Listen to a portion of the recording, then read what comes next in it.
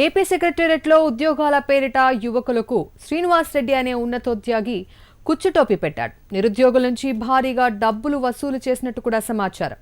ఇక మోసపోయామని తెలుసుకున్న బాధితులు డబ్బులు తిరిగివ్వాలని శ్రీనివాస్ రెడ్డిపై ఒత్తిడి చేస్తున్నారు. అయితే తమను చంపుతానని శ్రీనివాస్ రెడ్డి బెదిరిస్తున్నట్లు బాధితులు మీర్పేట్ పోలీసులకు ఫిర్యాదు చేశారు.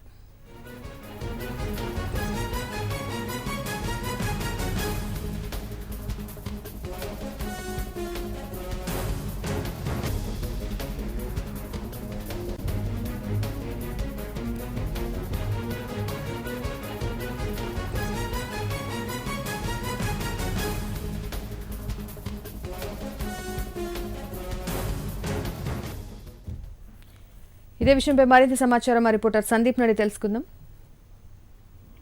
మొత్తంగా ఏపీ సెక్రటరియట్ లో ఈయన విధులు నిర్వహిస్తున్నాడు.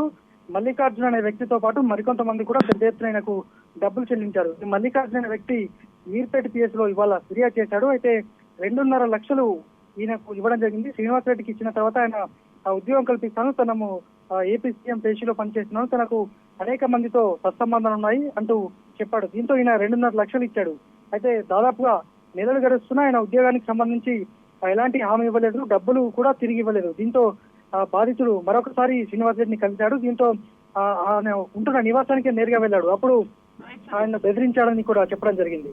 Right Sandeep, thank you.